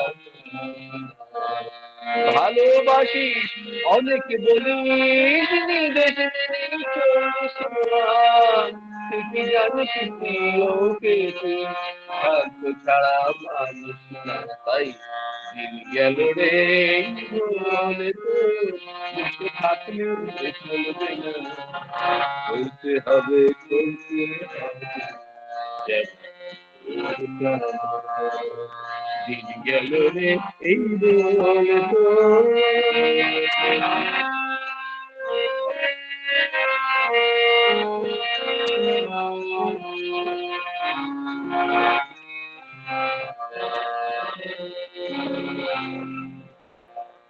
দেবতার পায়ে মাথা ঠুকে থাকিতে চায় বাগাতে মা, ঠাকুর কি তো এতই দেখে ঠাকুর দেখেও নয়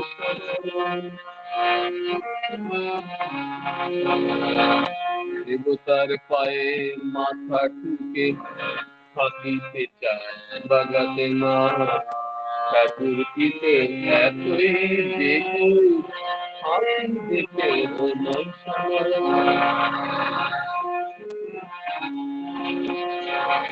ভাবের ঘুঘু ভক্তি বাগিয়ে কর্মহারা ধর্মকার, আজ ডুবিতেই আস্থা শুধু জাহান্নামে তাহার। ভাবের ঘুঘু ভক্তি বাগিয়ে কর্মহারা ধর্মকার, আজ ডুবিতেই আস্থা শুধুই জাহান্নামে তাহার। শক্তি দিয়ে করতে পারি তোমার সেবা বর্ধমান, শক্তি দিয়ে করতে পারি তোমার সেবা বর্ধমান, কর্মহারায় কাজ লুকিয়ে আছে পারবো না। শক্তি দিয়ে করতে পারি তোমার সেবা বর্ধমান, শক্তি দিয়ে করতে পারি তোমার সেবা বর্ধমান, কর্মহারায় প্রার্থনায় লুকিয়ে আছে পারবো না। তাই দিন গেল রে বলে তো বসে থাকলে চলবে না, করতে হবে যেন তোর কামনা, যেন তোর কামনা, যেন তোর কামনা। দিন গেল রে এই বলে তো,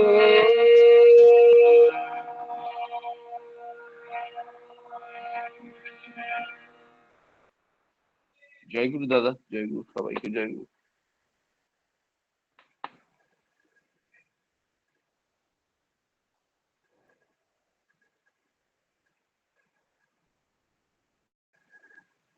দাদা জয় গুরু। অমলানদা জয়গুরু,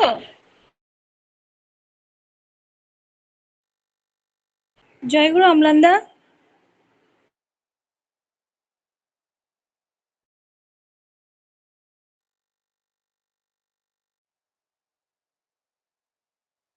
জয়গুরু অমলানদা, জয়গুরু শোনা যাচ্ছে? অমলানদা জয়গুরু। যাই হোক, অমলানদা মনে হয়। অমলানদা আপনি আছেন? দাদা জয়গুরু। দাদা লেফট হয়ে গিয়েছে। আচ্ছা আচ্ছা, অমলানদার মনে হয় রাস্তায় আছে, ওনারও নেট প্রবলেম হচ্ছে। যাই হোক, খুব সুন্দর করে শ্রদ্ধেয় ডক্টর সিদ্ধার্থ শঙ্কর মন্ডল দাদা ছড়ার গান পরিবেশন করলেন। জয়গুরু দাদা, সত্যি সত্যি আমরা আমাদের দিন চলে যাচ্ছে, তার নাম আমরা করছি না। তার নাম গান যদি ঠিক মতন করতে পারি, তার দয়ার তো তুলনা নেই। তার নাম গান গুণকীর্তনে যদি মেতে থাকতে পারি, আমাদের নিশ্চয়ই মঙ্গল হবে। খুব সুন্দর ছড়ার গান, আমরা সমৃদ্ধ হলাম দাদা। খুব ভালো থাকুন। আপনি ভীষণ সুন্দর ছড়ার গান করেন, আর মাঝে মাঝে এরকম ছড়া গান শুনিয়ে আমাদের সমৃদ্ধ করবেন। লিঙ্কে সবসময় যুক্ত থাকবেন দাদা। আমি সুযোগ দেইনি, আপনি আমাকে সুযোগ দিয়েছেন, আমাদের লিঙ্কে করার জন্য মত দিয়েছেন, আমরা ধন্য হচ্ছি। জয়গুরু দাদা, ভালো থাকুন। আবারও আপনার সঙ্গীত, ছড়ার গান, কীর্তন এই লিঙ্কে শুনবো, এই আশা রাখলাম। খুব ভালো থাকুন, সুন্দর থাকুন এবং পরম পিতাকে নিয়ে আনন্দে ভরপুর হয়ে থাকুন, এই কাতর প্রার্থনা করি দয়ালে রাঙা রাতুল চরণে। জয় গুরু দাদা। জয় গুরু, জয়। জয় গুরু, জয় গুরু। এখন ইষ্ট প্রসঙ্গ করবেন শ্রদ্ধেয় দেবপ্রসাদ ব্যানার্জি দাদা। জয় গুরু দাদা। জয় গুরু মা, জয় গুরু। পরম প্রেমময় পরম দয়াল শ্রী শ্রী ঠাকুরের রাঙারাতুল চরণে, পরমারাধ্যা জগৎজননী রাঙারাতুল চরণে, পরম পূজ্য পাদ শ্রী শ্রী বরদার রাঙারাতুল চরণে তথা অবিনবাবুর রাঙারাতুল চরণে অসংখ্য কোটি প্রণাম নিবেদন করি। আজ অনলাইনে যুক্ত অমৃত পথযাত্রী দাদা ও মায়েদের যথাযোগ্য স্থানে আমার রাজয় গুরু ও প্রণাম জানাই। পরম প্রেমময় পরম দয়াল শ্রী শ্রী ঠাকুর বর্তমান যুগের এক বিস্ময়। পূর্ববর্তী বক্তা ডক্টর স্বপন বিশ্বাসদা দেওঘর থেকে অপূর্ব ইষ্ট প্রসঙ্গ করলেন। তারপরে আর কিছু ইষ্ট প্রসঙ্গের প্রয়োজন আছে বলে মনে হয় না, তবুও আমি তাঁরই সূত্র ধরে দু চার কথা বলতে চাই। ডাক্তারবাবু বললেন, ঠাকুর 1952 আগস্ট দুমকা এসছিলেন। তার লীলার একটা পার্ট দুমকাতে আছে। 2 দফায় প্রায় 6 মাস কাল সেখানে অতিবাহিত করেছিলেন। আর এই সময়ে বহু ঘটনা ঘটেছিল। যেখানেই যাক তার লীলা ক্ষেত্র তৈরি হয়ে যায়, আর বিভিন্ন প্রয়োজনে সেগুলো হয়। আর সেই লীলাতে যারা মোহিত হয়ে ঠাকুরকে ধরতে পেরেছিলেন, তাদের মুখ থেকে আমি পরবর্তীতে যখন আচার্যদেব শ্রী বরদার আশীর্বাদে দুমকা আশ্রমে পৌঁছাই, তখন ওই সমস্ত ভক্তদের কাছ থেকে শুনতাম আর আশ্চর্য হয়ে যেতাম। আমার একটা নেশা বরাবরই ছিল যে ঠাকুর দুমকায় থাকাকালীন কারা কারা তার সান্নিধ্য লাভ করেছিল, তাদের কাছ থেকে আমি শুনতে চাই। তো নির্মল ঘোষদা বলে একজন অ্যাডভোকেট, তিনি বলছেন, আমি তখন সবেমাত্র জুনিয়র অ্যাডভোকেট, আমার প্রফেশন তখনও জমে ওঠেনি। আমি ঠাকুরের কাছে অনেক বড় বড় লোক আসতো, অসীম ডাক্তার, অনেক বড় বড় মুক্তার, অ্যাডভোকেট, জজ। তো আমি তুলনামূলক জ্ঞানে এবং বয়সে অল্প বয়সী বলে, কমা বলে আমি সবারই শেষে বসতাম আর সব শুনতাম আলাপ আলোচনাগুলো। আবার সবারই বসা হয়ে গেলে আমি উঠে চলে যেতাম দূর থেকেই প্রণাম করে। একদিন ভাবলাম আমি ছোট বলে ঠাকুর আমাকেও পাত্তা দেন না, কোনোদিন নামও জিজ্ঞেস করেন না, ডাকেনও না। আর আমার যে মনের প্রশ্ন যে আমি কি করলে ভালো প্রতিষ্ঠিত লয়ার হতে পারবো, সেই প্রশ্নের উত্তরও আমি জীবনে প্রশ্ন করতেও পারবো না, আর উত্তরও পাবো না। তাই ঠাকুর শুনেছি অন্তর্যামী, প্রত্যেকের অন্তরে নাকি তিনি পরমাত্মা রূপে বিরাজ করেন। তাই তার প্রণাম মন্ত্রে তিনি পরিচয় দিয়েছেন ওং ব্রহ্ম পরম ব্রহ্ম কুলো মালিক। তাই যদি হয় তবে আজকে ঠাকুর তোমার পরীক্ষা। আমি সকালবেলাতে উঠেই স্নান করে না খেয়ে যাব পবিত্রভাবে, আর ওই পিছনেই বসবো। তুমি আমাকে নিজে ডেকে পরিচয় করে আমাকে জানাবে কি কি করলে আমার ওকালতি ব্যবসা ভালো চলবে, তবে জানবো তুমি আমার মনের কথা শুনতে পাও। আর তখনই আমি দীক্ষার প্রস্তাব দেব এবং দীক্ষা নিয়েই ফিরব। এই মনোবাসনা নিয়ে নির্মলদা বলছেন আমি একদম স্নান টান করে রেডি হয়ে গেলাম, কিন্তু আসনটা আমি যেখানে বসি একেবারে সকলের লাস্টে, সেখানেই গিয়ে বসলাম। কিছুক্ষণ বসে থাকার পরে ঠাকুর বললেন, এই যে তুমি শেষে বসে আছো, তোমাকে ডাকছি, একটু সামনে আসবে? তখন আমি বললাম আমাকে? তাহলে হ্যাঁ, তোমার জন্য আমি কিছু লিখে রেখেছি একটা কাগজে, কি করলে আইন ব্যবসায় প্রতিষ্ঠা লাভ করা যায়, তার কতগুলো পয়েন্ট লিখে রেখেছি, 18টা পয়েন্ট। এইগুলো ঠিক লিখেছি কিনা একটু পড়ে দেখো তো। ওই কাগজটা আমার হাতে দিলেন ঠাকুর কাছে ডেকে। আমি কাগজ পড়বো কি আমার চোখে জল এসে গেল। সত্যি তুমি অন্তর্যামী? তুমি কি আমার ভেতরেই ছিলে? আমার মনের প্রশ্ন তোমাকে তো কেউ বলেনি, আমিও নিবেদন করিনি, জানলে কি করে তবে? আবার মৌখিক বললে যদি আমি ভুলে যাই, তাই লিখিত আকারে দিলে তুমি। হে বিধাতা, শর্ত অনুযায়ী আমি এখনই দীক্ষা নেব। কাগজটা পড়া হতে না হতেই বললে, ওটা তুমি পকেটে যত্ন করে রেখে দাও, সেইভাবে চলবে, ওকালতি ব্যবসা নিশ্চয়ই ভালো হবে। পরবর্তীতে তিনি দুমকা কোর্টের প্রতিষ্ঠিত সিভিল লয়ার হয়েছিলেন। এক কথায় সিভিল লয়ার প্রতিষ্ঠিত বলতে জিজ্ঞেস করলেই সবাই নির্মলদার নাম বলতো। তো আমার সঙ্গে যখন নির্মলদার পরিচয়, তখন বেশ প্রাপ্তবয়স্ক বৃদ্ধ অবস্থা, তবুও হেঁটে চলে কোর্টে আসতেন, দৌড়াঝাঁপা করে কেস করতেন। তার সেরেস্তায় গিয়ে অনেক সময় বসে থাকতাম। উনিও আশ্রমে আসতেন, ডাকলে ইনভাইট করলে সৎসঙ্গে আসতেন, তার জীবনের কথা বলতেন। যখন একেবারে তার শেষ নিঃশ্বাস ত্যাগের সময় এলো, তখন আমরা আশ্রম থেকে দেখতে গেলাম। তখন একবার করে ঘোর, একবার করে জ্ঞান ফিরছে। এই ওনারা দাঁড়িয়ে আছেন, বসতে দেরে। তিনি বিয়ে থা করেননি। ভাগ্নেকে বললেন, চেয়ার দে, বসতে দে। বললাম, আমাদের জন্য ভাবতে হবে না, আপনি কেমন আছেন? হ্যাঁ, ভালোই আছি। এই কথা বলতে বলতে আবার ঘোর লেগে যাচ্ছে। তারপর দিনই বোধহয় শেষ নিঃশ্বাস ত্যাগ হলো।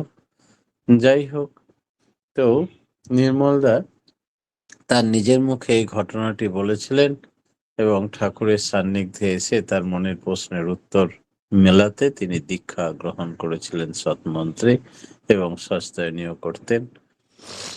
একদিন ঠাকুর ঠিক রামকৃষ্ণ ঠাকুরের মতো অকালে এঁচড় বা কাঁঠাল খেতে চাইলেন।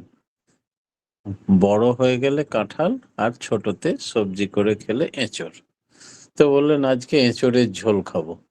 বলে, ঠাকুর এখন তো এঁচড় পাওয়া যায় না, এঁচড়ের তো একটা সিজন আছে, এখন কি করে পাবেন? বলে, মুখ থেকে যখন পরমপিতা বার করেছে তখন নিশ্চয়ই পাবো নে। ঠিক রামকৃষ্ণ ঠাকুর একদিন দক্ষিণেশ্বরে এরকম অসময়ে আমলকি খেতে চেয়েছিলেন, আর একটা গাছে একটা আমলকি ধরেছিল, তাই তিনি সেটা খেয়েছিলেন। ঠিক তার মুখ থেকে এবার এঁচড়ের কথা বেরিয়েছে। ভক্তরা সবাই সকাল থেকে ছুটলো বিভিন্ন হাটে বাজারে, একবারে রামপুরহাট পর্যন্ত ছুটে গেল, কোথাও এঁচড় পেল না। ফিরে এসে হোপলেস হয়ে বললেন, ঠাকুর কোথাও এঁচড় পাওয়া গেল না, আপনি দয়া করে বলে দিন কোথায় আছে আপনার সেই এঁচড়। সবাই হাসাহাসি করছে, এখন এঁচড় পাওয়া যায়? তখন বললেন, এই যে আশ্রমের পিছনে এই গ্রামটার নাম কি? তাহলে লক্ষ্মীকুড়ি। ওই লক্ষ্মীকুড়িতে যা, রোডের ধারে দেখবি একটা ছোট্ট গাছে একটা এঁচড় ধরে আছে। যেতে ধীরে ধীরে লক্ষ্মীকুড়িতে গিয়েই দেখে, হ্যাঁ, সামনেই গ্রাম ঢুকতেই একটা গাছে একটা এঁচড়। এঁচড়ের গাছের মালিককে এক আদিবাসী। খোঁজ করে তাকে বাড়ি থেকে ডাকা হলো। বললে, এঁচড়টা আমাদের নিতে হবে, ঠাকুর বলেছেন। গাছের মালিক বলল যে, তোর ঠাকুর আসল মালিক, আমি যদি মালিক হতাম তবে আমার গাছে কি ধরে আছে না ধরে আছে আমি জানতাম। আমি তো জানি এখন এঁচড় ধরে না, আর আমার এই গাছটা 12 মাসিয়া গাছও নয়, তিনি ধরিয়ে রেখেছেন, আর আমাকে তোরা ভুল করে মালিক বলছিস। অতএব আসল মালিকটা যিনি, তিনি ঠিক পাঠিয়েছেন, আমি তার দর্শন করতে চাই। এঁচড়ের দাম তো আমি নেব না, আমি তোদের সঙ্গে যেতে চাই। সেই এঁচড়ের সঙ্গে এঁচড়ের গাছের মালিক এলো, আর ঠাকুরের সৎমন্ত্রে দীক্ষা পেল, সস্তায়নী নিল পরবর্তীতে। এমনি করেই প্রতি মুহূর্তে হাজারো ঘটনা ঘটতে থাকে। আপনারা সকলেই জানেন, বর্তমান জয়েন্ট সেক্রেটারি রাজুদার বাবা, তাকে মোটালাল বলে ডাকতো সবাই, তার বয়স 14 বছর। তখন ঠাকুর তাকে ঠাকুরের ধারে হাঁ করে তাকিয়ে দেখতে দেখতে ঠাকুরের রং রূপ চেহারা চেঞ্জ হচ্ছে দেখে তার মুখ থেকে লালা পড়ছে। ঠাকুর সেই সময় তাকিয়েছেন, বললেন, এই ছেলে, এধারে আয়, এমন করে আমাকে কি দেখছিস? বললে, ঠাকুর আমি জীবনে দেখিনি কোনো মানুষের রং চেহারা চেঞ্জ হয়, তাই আপনি যদি তাহলে নিবি, এইরকম রং চেহারা নিবি? তাহলে আগে নেব। হলে বাঘের দুধ ধরে রাখতে গেলে খাঁটি সোনার পাত্র চাই। সোনার পাত্র তৈরি করো নিজেকে, আমি বাঘের দুধ ঢেলে দেব নে। বাচ্চা কত বুঝতে পারলো, বোঝা গেল না। বললেন, তুই মাধ্যমিকের পরীক্ষা দিবি না, পড়ালেখা করিস না? বলে, আমার বাবা বলেছে ঠিকুজিতে লেখা আছে 15 বছর বয়সে আমার মৃত্যু, তার 1 বছর আছি, সেই জন্যে এখন 14.5 প্রায় চলছে, এই 6 মাসের জন্য আর ফর্ম ফিল আপ করে লাভ নেই, তাই ফর্ম ফিল আপ চলছে, এখন আমি করিনি। বলে, কই আমার হাতের রেখা দেখুন, আয়ু রেখা নেই। তখন আমি তাড়াতাড়ি হাতটা বাড়িয়ে যখনই ঠাকুরকে দেখালেন লালদার, তখন ওই বাচ্চার হাত দেখে ঠাকুর বললেন, ঠিকই তো, আয়ু রেখা তো বহুত কম। নিজে আঙুলে করে টেনে দিলেন বিধাতা স্বয়ং, নিয়ে বললেন, দেখ তো, এ তো বড় হয়ে গেল মনে হচ্ছে, বাথরুমে যা, সাবান দিয়ে ধুয়ে আয়, যদি আবার উঠে যায়। তাড়াতাড়ি করে সেই বাচ্চা ছেলে বাথরুমে গিয়ে সাবান দিয়ে ধুয়েছে। বললেন, না ঠাকুর, এখনো আছে, উঠেনি। বললে, তাহলে মনে হয় বিধাতার ইচ্ছায় তোর আয়ু বেশি হয়ে গেল, যা, তোর বাবা আসুক, আমি বুঝিয়ে বলে দিচ্ছি, এবার ফর্ম ফিল আপ করবি। ঠাকুর একটা মাথায় ঠেকিয়ে কলম ধরিয়ে দিলেন, বললেন, এই কলমটা ধরে থাকবি, কলম আপনি লিখে রে। সেই কলমে খড়খড় করে লেখা হয়, তিনি শুধু ধরে থাকেন। আর ফার্স্ট ডিভিশনে পাস করে ম্যাট্রিক পাস করলেন এই কয়েকদিনের মাথায় ফর্ম ফিল আপ করে। তার নিজের মুখ থেকে আমার এই ঘটনা শোনা, এবং প্রায় 80 বছর বয়স পর্যন্ত বেঁচে থাকলেন। এই যে বিধাতা, তিনি দয়া পরবশে কখন কার উপরে দয়া করেন, আর যে তার সান্নিধ্যে থাকে সেই সেই লাভ উঠাতে থাকে। আমরা সেই বিধাতাকে পেয়েছি জীবনে গুরু রূপে। আমরা সকলে গর্বিত, আনন্দিত। পরম পিতার রাঙারাতুল চরণে সকলের সার্বিক কল্যাণ প্রার্থনা জানিয়ে আমার ক্ষুদ্র বক্তব্য এখানে শেষ করলাম। জয় গুরু। জয়গুরু অম্লানদা, জয়গুরু। জয়গুরু এই যে শ্রদ্ধেয় শ্রীযুক্ত দেবপ্রসাদ ব্যানার্জি দাদা, সহপ্রতি ঋত্বিক অ্যাডভোকেট শিউলি ঠাকুর বাড়ির পক্ষ থেকে ইষ্ট প্রসঙ্গ করলেন। আজকে ইষ্ট প্রসঙ্গে ছিলেন শ্রদ্ধেয় ডাক্তার স্বপন কুমার বিশ্বাস দাদা, তৎপরবর্তী আমরা ছড়া গান শুনলাম। আমি যুক্ততায় ছিলাম, বিদ্যুৎ বিভ্রাটের জন্য আমি বিযুক্ত হয়ে গিয়েছিলাম। আমার মোবাইলটা চার্জে দিয়েছিলাম, কিন্তু বিদ্যুৎ নেই এটা আমার মাথায়ও ছিল না, কারণ যেহেতু চার্জার ফ্যান চলছিল, সতীর্থ ছিল অন্যখানে, আর একদমই আমি ইয়েতে নিবিষ্ট ছিলাম জন্য, ইষ্ট প্রসঙ্গ নিবিষ্ট ছিলাম জন্য, ওটাই যে পাওয়ার ব্যাংক দিয়ে চার্জ দেবো সেটাও ছিল না। এই বিচ্যুতির জন্য ক্ষমা রাখছি, ক্ষমা প্রার্থনা করছি প্রিয় পরমের রাতুল চরণে।